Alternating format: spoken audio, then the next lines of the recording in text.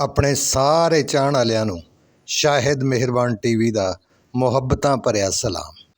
ਪਿਆਰੇ ਮਿੱਤਰੋ, ਅੱਜ ਮੈਂ ਤੁਹਾਡੀ ਮੁਲਾਕਾਤ ਪਾਕਿਸਤਾਨ ਫਿਲਮ ਇੰਡਸਟਰੀ ਦੇ ਲੀਜੈਂਡ ਅਦਾਕਾਰ ਟਾਪ ਵਿਲਨ ਜ਼ਾਹਿਰ ਸ਼ਾਹ ਸਾਹਿਬ ਨਾਲ ਕਰਵਾ ਰਿਹਾ, ਜਿਨ੍ਹਾਂ ਨੇ ਪਸ਼ਤੋ, ਉਰਦੂ, ਪੰਜਾਬੀ ਫਿਲਮਾਂ 'ਚ ਆਪਣੇ ਫਨ ਦਾ ਲੋਹਾ ਮਨਵਾਇਆ। ਕਿਸ ਤਰ੍ਹਾਂ ਫਿਲਮਾਂ 'ਚ ਆਏ, ਪਹਿਲੇ ਹੀਰੋ ਤੇ ਫਿਰ ਵਿਲਨ ਕਿਉਂ ਬਣੇ, ਤੇ ਜਦੋਂ ਅਰੂਜ ਮਿਲਿਆ ਸੈਟਾਂ 'ਤੇ ਉਹਨਾਂ ਦਾ ਰਵੱਈਆ ਕੀ ਹੁੰਦਾ ਸੀ। ਰਾਈ ਸਾਹਿਬ ਦੇ ਮਰਨ ਤੋਂ ਬਾਅਦ ਜਦੋਂ ਜ਼ਵਾਲ ਪਜ਼ੀਰ ਹੋਏ ਤੇ ਐਵਰ ਨੂੰ ਸਟੂਡੀਓ 'ਚ ਬੈਠ ਕੇ ਇਕੱਲੇ ਕਿਉਂ ਰੋਂਦੇ ਸਨ, ਸਾਰੀਆਂ ਸੱਚੀਆਂ ਤੇ ਖਰੀਆਂ ਗੱਲਾਂ ਤੁਹਾਡੇ ਨਾਲ ਸ਼ੇਅਰ ਕਰਾਂਗੇ। ਲਓ ਜੀ, ਫਿਰ ਸ਼ੁਰੂ ਕਰਨੇ ਆ ਸ਼ਾਹ ਜੀ ਦੀ ਯਾਦਾਂ ਨਾਲ ਜੁੜੀ ਇਸ ਵੀਡੀਓ ਨੂੰ।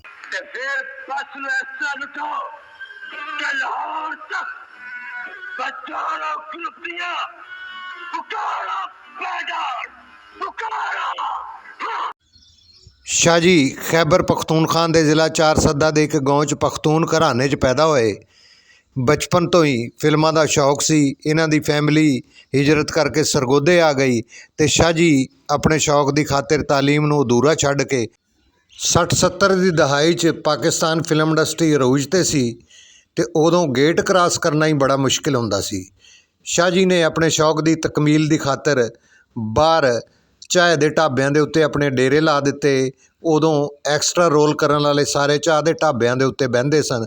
ਸ਼ਾਹ ਜੀ ਨੇ ਵੀ ਆਪਣੀ ਦੋਸਤੀ ਉਹਨਾਂ ਨਾਲ ਬਣਾਈ ਤੇ ਸ਼ਾਹ ਜੀ ਨੇ ਫਾਈਟ ਇੰਸਟਰਕਟਰ ਮੱਜੀ ਸ਼ਾਹ ਸਾਹਿਬ ਕੋਲੋਂ ਐਕਸ਼ਨ ਦਾ ਕੰਮ ਸਿੱਖਿਆ। ਉਹਨਾਂ ਦੇ ਸ਼ਾਗਿਰਦ ਹੋ ਗਏ ਤੇ ਫਿਲਮਾਂ 'ਚ ਐਕਸਟਰਾ ਰੋਲ ਕਰਨੇ ਸ਼ੁਰੂ ਕਰ ਦਿੱਤੇ। ਮੁਮਤਾਜ਼ ਅਲੀ ਖਾਨ ਨੇ ਇੱਕ ਫਿਲਮ ਜਵਾਰਗਰ 'ਚ ਇਹਨਾਂ ਨੂੰ ਬੜਾ ਅੱਛਾ ਰੋਲ ਦਿੱਤਾ, ਜਿਹਦੇ 'ਚ ਸ਼ਾਹ ਜੀ ਦੀ ਪਹਿਚਾਣ ਬਣ ਗਈ। फिर तेरे जै पुत जम्मण मामा च इन्हां नूं रोल मिलिया। उस तो बाद इन्हां दा जिसम कद काठ देखदियां हदायतकार इल्ताफ़ हुसैन साहब ने इन्हां नूं यारी दोस्ती च हीरो सैन कर लिया। ये ते हमायूं साहब उस फिल्म च टाइटल च सन, चूँकि नवीं कास्ट सी, फिल्म रिलीज़ हुई तो लेकिन फिल्म फ्लॉप हो गई। फिर दूसरी फिल्म रिमांड च हीरो आए, उन्हें भी कोई खातर खा कामयाबी ना मिली। पब्लिक ने शाह जी नूं हीरो पसंद नहीं किया तो शाह जी ने मायूस होकर तो फिर विलन दे रोल करने शुरू कर दिते। तो 80 की दहाई च शाह जी पाकिस्तान फिल्म इंडस्ट्री के टॉप विलन बन गए।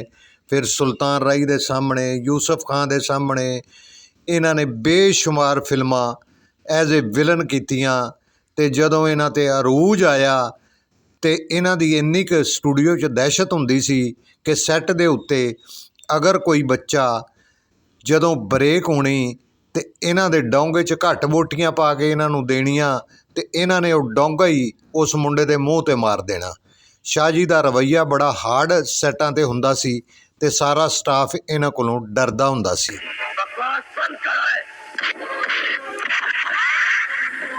शाह जी उर्दू पंजाबी फिल्मां तो इलावा पश्तो च भी इन्ने क पापूलर सन। हर दूसरी पश्तो फिल्म च ये मेन विलन हुंदे सन। इन्हां दे अरूज नूं देखदे होया इन्हां दे भरा मियाँ बादल साहब भी फिल्मां च आ गए ते उन्हां ने भी फिल्मां च काम करना शुरू कर दिता।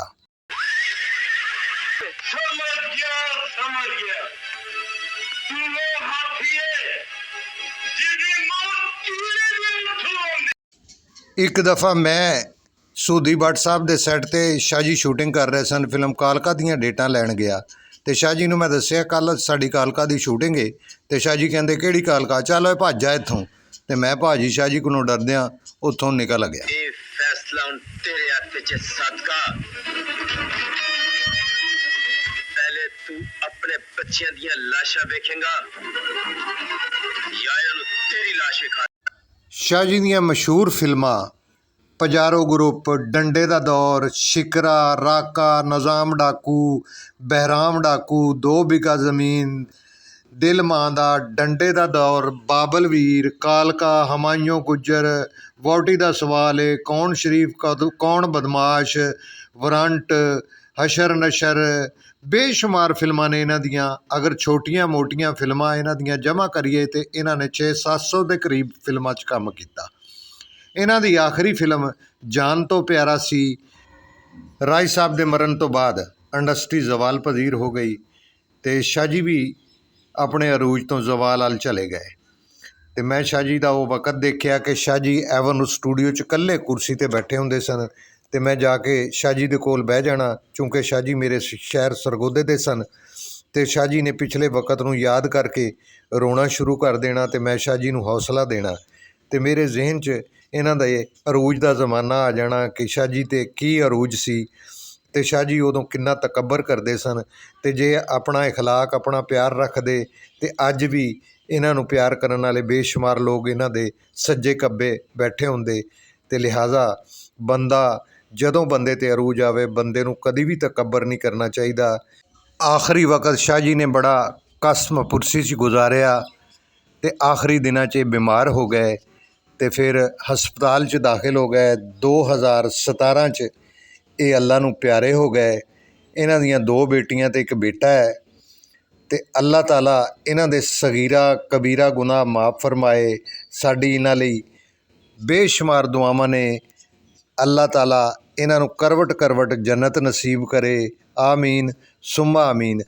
ਤੇ ਮੇਰੀ ਇਹ ਕਾਵਿਸ਼ ਅਗਰ ਤੁਹਾਨੂੰ ਪਸੰਦ ਆਈ ਹੋਵੇ ਤੇ ਮੇਰੇ ਚੈਨਲ ਨੂੰ ਸਬਸਕ੍ਰਾਈਬ ਕਰਕੇ ਲਾਈਕ ਤੇ ਸ਼ੇਅਰ ਕਰ ਦਿਆ ਕਰੋ। ਮੇਰੀ ਹੌਸਲਾ ਅਫਜ਼ਾਈ ਲਈ ਤੁਹਾਡੇ ਲਈ ਦੁਆ ਗੋ। ਹਮੇਸ਼ਾ ਤੁਹਾਡਾ ਆਪਣਾ ਸ਼ਾਹਿਦ ਮਿਹਰਬਾਨ।